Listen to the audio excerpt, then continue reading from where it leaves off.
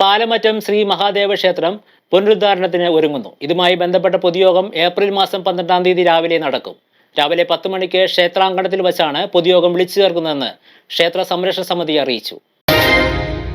മനോഹരമായ ഭൂപ്രകൃതിയാൽ സമ്പുഷ്ടമാണ് പാലമറ്റം ശ്രീ മഹാദേവ ക്ഷേത്രം. കോതമംഗലം നേര്യമംഗലം റൂട്ടിൽ പാലമറ്റത്ത് പെരിയാറിന്റെ തീരത്താണ് ഈ ക്ഷേത്രം സ്ഥിതി ചെയ്യുന്നത്. ഞാനിപ്പോൾ നിൽക്കുന്നത് പാലമറ്റം മഹാദേവ ക്ഷേത്രത്തിന്റെ ഫ്രണ്ടിലാണ്. ഏകദേശം 5000 വർഷത്തോളം പഴക്കമുള്ള ഒരു മഹാദേവ ക്ഷേത്രമാണ് ഇവിടെ ഈ കാണുന്നത്. എൻ്റെ ബാക്കി വശത്തായിട്ട് കാണുന്നത്. ഈ ക്ഷേത്രത്തിന് ഇപ്പോൾ നിലവിലത്തെ സ്ഥിതി ഒരു ജീർണിച്ച അവസ്ഥയിലാണ്. ഈ ക്ഷേത്രത്തിൻ്റെ പുനരുദ്ധാരണം നടത്തുന്നതിന് വേണ്ടിയിട്ടാണ് ഞങ്ങളിപ്പോൾ ഇവിടെ ഈ ഒത്തുചേർന്നിരിക്കുന്നത്. കേരള ക്ഷേത്ര സംരക്ഷണ സമിതിയുടെ നേതൃത്വത്തിലാണ് ഈ അമ്പലത്തിൻ്റെ കാര്യങ്ങളെല്ലാം പോയിക്കൊണ്ടിരിക്കുന്നത്. അമ്പലത്തിൻ്റെ നല്ല രീതിയിലുള്ള പുനരുദ്ധാരണം ചെയ്യുന്നതിന് വേണ്ടിയിട്ട് ഈ നാട്ടിലുള്ള ഭക്തജനങ്ങളെയെല്ലാം ഉൾപ്പെടുത്തിക്കൊണ്ട് ഒരു പൊതുയോഗം വിളിച്ചുകൂട്ടി അമ്പലത്തിൻ്റെ പുനരുദ്ധാരണം ഈ വരുന്ന ഏപ്രിൽ മാസം 12-ാം തീയതി സ്റ്റാർട്ട് ചെയ്യാനാണ് ഞങ്ങൾ ആഗ്രഹിച്ചിരിക്കുന്നത്. ഈ ക്ഷേത്രത്തിലെ പൊതുയോഗം 10 മണിക്ക് ക്ഷേത്ര അങ്കണത്തിൽ വെച്ചാണ് നടത്തുവാൻ തീരുമാനിച്ചിരിക്കുന്നത്. കേരള ക്ഷേത്ര സംരക്ഷണ സമിതിയുടെ താലൂക്ക് തല നേതാക്കന്മാരും ജില്ലാതല നേതാക്കന്മാരും ഈ യോഗത്തിൽ പങ്കുചേരുന്നതുമായിരിക്കും. അതുപോലെ ഈ നാട്ടിലുള്ള എല്ലാ ഭക്തജനങ്ങളെയും ഈ യോഗത്തിലേക്ക് ഹാർദവമായി ക്ഷണിച്ചുകൊള്ളുന്നു. ഏകദേശം 5000-ഓളം വർഷം പഴക്കം വരുന്ന ഈ ക്ഷേത്രത്തിൽ പാർവതി സമേതനായി സ്വയംഭൂവായ ശിവലിംഗമാണ് പ്രതിഷ്ഠ. പരശുരാമനാണ് ഈ ക്ഷേത്ര നിർമ്മാണത്തിന് കാരണഭൂതൻ എന്ന വിശ്വാസവുമുണ്ട്. കേരള ക്ഷേത്ര സംരക്ഷണ സമിതിയുടെ കീഴിലുള്ളതാണ് നിലവിൽ ഈ ക്ഷേത്രം. പ്രതിഷ്ഠ ശിവപ്രതിഷ്ഠയാണ്. അത് കുറേ വർഷങ്ങൾക്ക് മുമ്പ് ഞങ്ങളത് പുനഃപ്രതിഷ്ഠ നടത്തിയിട്ടുള്ളതും ശ്രീകോവിൽ പണിതു. അതിന് മുമ്പ് തകർന്നൊക്കെ കിടന്ന ക്ഷേത്രങ്ങളാണ്. അതിനുശേഷം ശ്രീകോവിൽ പണിതു, പുനഃപ്രതിഷ്ഠ ചെയ്തു. ഇതൊക്കെ കഴിഞ്ഞതിന് ശേഷം കാര്യമായ പണികളൊന്നും ഇതിൽ നടന്നിട്ടില്ല. അപ്പോൾ ഈ ഏപ്രിൽ മാസത്തിലോടുകൂടി പുനരുദ്ധാരണ പ്രവർത്തനങ്ങൾ ആരംഭിക്കാനാണ് ഉദ്ദേശിച്ചിരിക്കുന്നത്. അപ്പോൾ അതോടുകൂടി എല്ലാ ആളുകളുടെയും സഹകരണത്തോടു കൂടി നമുക്കിത് അമ്പലത്തിൻ്റെ പണികൾ വീണ്ടും ആരംഭിക്കാം എന്നാണ് ഇവിടെ സമിതി പാലമറ്റം ശാഖയുടെ തീരുമാനം. അതാണ്. പിന്നെ ഗണപതി, പിന്നെ സുബ്രഹ്മണ്യൻ, സരസ്വതി ദേവി ഇങ്ങനെയുള്ളവരുടെ ഉപദേവന്മാരുടെ പ്രതിഷ്ഠകളും ഒക്കെ ഉണ്ട്. പിന്നെ താഴെ നരസിംഹമൂർത്തി ക്ഷേത്രമുണ്ട് എൻ്റെ അടുത്ത് തന്നെ. അതൊക്കെയാണ് ഇവിടെ വരാൻ പോകുന്ന പ്രതിഷ്ഠകൾ. ഇതൊക്കെയാണ് ഗണപതി, സുബ്രഹ്മണ്യൻ, സരസ്വതി മുതലായവർ. പിന്നെ ഈ സപ്ത മാതൃക്കളുടെ പ്രതിഷ്ഠ നടത്തിയിട്ടില്ല, അതും വരാനുണ്ട്. അതൊക്കെയാണ് ഇനിയിപ്പോൾ ഇവിടെ ചെയ്യാനുള്ളത്. വനപ്രതിഷ്ഠ മാത്രമേ നടന്നുള്ളൂ, ശിവപ്രതിഷ്ഠ മാത്രമേ നടന്നിട്ടുള്ളൂ. ബാക്കി എല്ലാ പണികളും ബാക്കി കിടക്കുവാണ്. പ്രധാന പ്രതിഷ്ഠ ശ്രീ മഹാദേവനാണ്. കൂടാതെ ഗണപതി, ശ്രീ പാർവതി, ശ്രീ സുബ്രഹ്മണ്യൻ, സപ്തമാതൃക്കൾ എന്നിങ്ങനെ ഉപപ്രതിഷ്ഠകളും ക്ഷേത്രത്തിലുണ്ട്.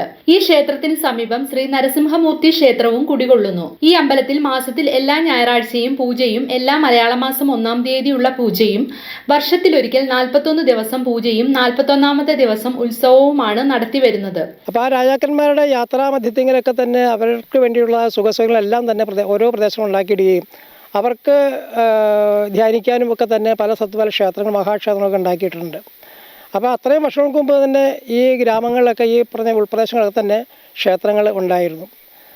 കാലാന്തരത്തിൽ ഇടയ്ക്കിടയ്ക്ക് ഉണ്ടാകുന്ന ചില പ്രളയങ്ങൾ, ഏതാണ്ട് 90 കാലഘട്ടത്തിൽ അങ്ങനെയൊക്കെ ഉണ്ടായ പ്രളയ കാലഘട്ടങ്ങളെല്ലാം തന്നെ ഈ സ്ഥലങ്ങളെല്ലാം തന്നെ ഈ പ്രളയത്തിൽ ഒലിച്ചു പോവുകയും ഉണ്ടായിരുന്ന പാലങ്ങളും റോഡുകളെല്ലാം ഒലിച്ച് പുതിയ പുഴകളൊക്കെ ഉണ്ടാക്കി തീരുന്നൊരു കാലഘട്ടം പിന്നെ സംജാതമായി. അങ്ങനെ വന്നപ്പോൾ ക്ഷേത്രം എന്ന് പറയുന്നത് അന്നും ഇന്നും അതിൻ്റെ ചൈതന്യങ്ങൾ ക്ഷയിക്കാതെ അതിൻ്റെ ശ്രീകോവിലും മറ്റും ക്ഷയിച്ച് അങ്ങനെ കിടന്നു. നമുക്കറിയാം ഈ പ്രദേശത്തിൻ്റെ പാലമറ്റം പ്രദേശത്ത് എവിടെ ചെന്നാലും ഇതിൻ്റെ ഇഞ്ചത്തൊട്ടി, അതുപോലെ തന്നെ ആവോലിച്ചാൽ, അതുപോലെ നേര്യമംഗലം, അതുപോലെ ഭൂത്താങ്കട്ട് പല സ്ഥലത്തെ ഉൾപ്രദേശം എന്നതിൽ നമുക്ക് കാണാം ഒരു മഹാക്ഷേത്രങ്ങളൊക്കെ ക്ഷയിച്ച് കിടക്കുന്നത് നമുക്ക് കാണാൻ സാധിക്കും. ശിലകളൊക്കെ ആയിട്ട് കിടക്കുന്നത് ഇന്നത്തെ ആധുനിക രീതിയിൽ പണിയുന്നേക്കാളും മനോഹരമായിട്ട് അന്നത്തെ കാലഘട്ടത്തിൽ ശിലകൾ പണിത് പടുത്തിയുള്ള ക്ഷേത്രങ്ങൾ നമുക്ക് കാണാൻ സാധിക്കും. അതുകൊണ്ട് തന്നെ നമുക്കറിയാം ക്ഷേത്രങ്ങളുടെ പഴക്കങ്ങൾ ഇത്രയും കാലഘട്ടം ഉണ്ടായിരുന്നു.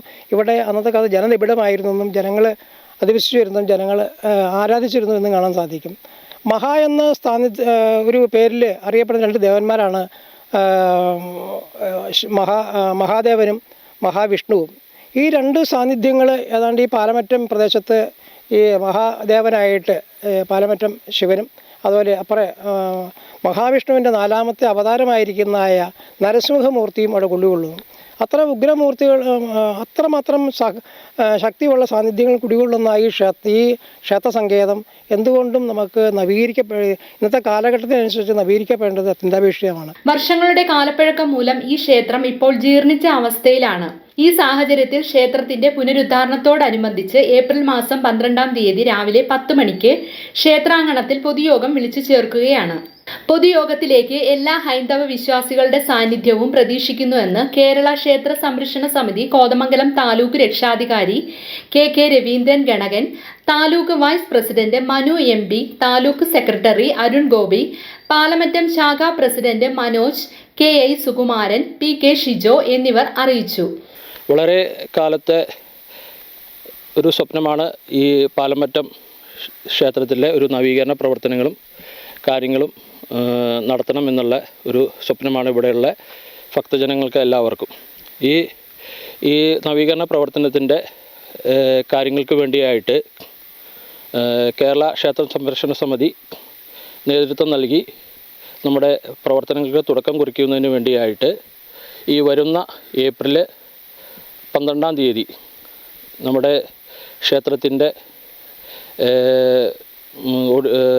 ഗ്രൗണ്ടിൽ വച്ചിട്ട് നമ്മളൊരു വാർഷിക പൊതുയോഗം നിശ്ചയിച്ചിട്ടുണ്ട്.